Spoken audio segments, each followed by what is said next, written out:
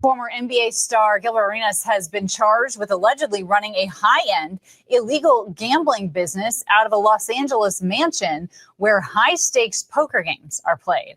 Now, Arenas and a half dozen others are scheduled to be arraigned on several charges in Los Angeles. And ABC News' Alex Stone has more for us. Alex?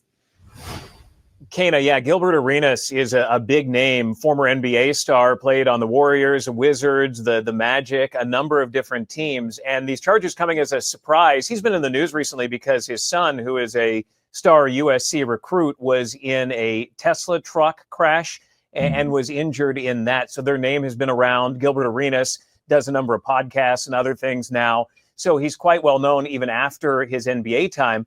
But what federal prosecutors are alleging is that he has been running this high-level illegal poker operation out of a home in the Encino area of LA, and not just having a couple of buddies come by and play poker, but that this was a very well-planned out, well-organized operation with 5 other co-conspirators involved in this, including a member of an Israeli transnational crime group, according to federal prosecutors. But they say that this was something where they had hired women who would help out in the operation and give what they call companionship to those who were playing in the game, that they had armed security guards, that they had chefs that were hired for all of these, and that a lot of money was involved. They had security guards to make sure the wrong people weren't getting into all of this. They had a rake, a fee, the house charges. So they say this was well organized.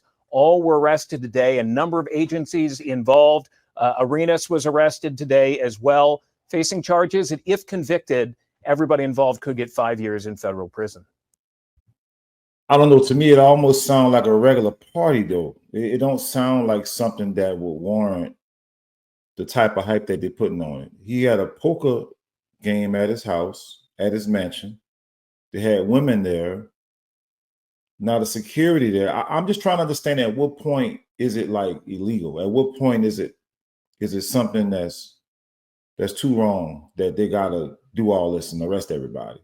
It just seemed like sometimes they feel like they're picking and choosing to mess with certain people. Now Gilbert Arenas just recently was laughing at Malik Beasley,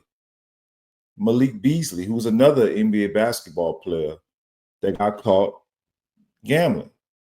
Literally on Gil's Arena. On the podcast, they was talking about Malik Beasley not long ago.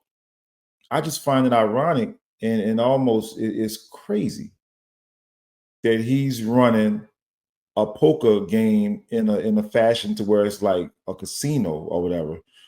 And again, I don't think, it don't sound like it's to that level to me. It sounds like they're saying terms to make it appear that it's more than what it was. To me, it seemed like it was a regular party, a poker game. People came over. It was playing poker, winning money, I guess. Had women over, and it just seemed like everything sounds so dramatic. But I don't think it necessarily has to be so dramatic. It just sounds that way through the way the news reports it.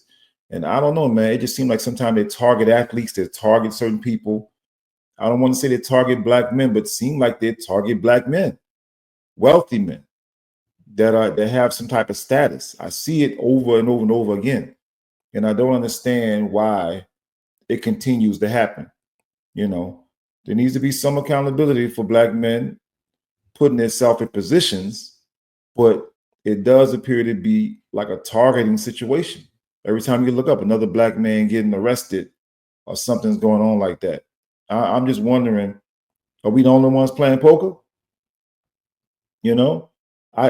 I just don't get it. I don't know. Somebody help me understand, because I'm trying to figure it out. Now, his son, just recently, he came out that he tore his meniscus. He plays ball for USC. This is going to be his first season. Just came from high school, and it's his first season, but he's out because of a meniscus tear, which is bad news already. After he not long ago, as they said in the clip, he not long ago wrecked a Cybertruck. The Cybertruck malfunctioned, and he was trapped inside of the Cybertruck, which is a whole nother story, because those things been getting all kind of people trapped inside, killing folks, a super hazard. I don't know what the hell Elon Musk done sold or selling these people, but his son nearly died in that situation. He got thrown from the vehicle, and somehow miraculously he was okay. Thank God for that. Because I watch his son on TV. I've been watching him, and he's a very good basketball player. I want to see him do well in the future.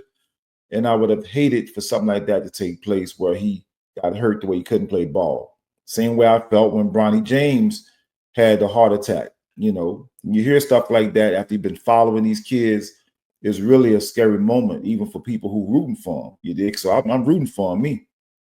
But yeah, man, Gil's on the internet often, and he's flaunting his wife, Melly Monaco.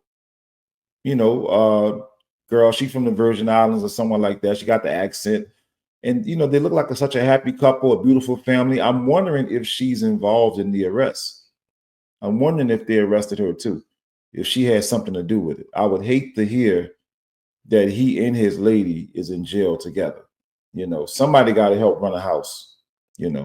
It's a terrible situation, man, because, I don't understand the severity of it. I don't understand what exactly he was doing, to the extent, if this is a lot of media hype, if it's real deal, how it was. I'm pretty sure his lawyers are going to have a lot to say.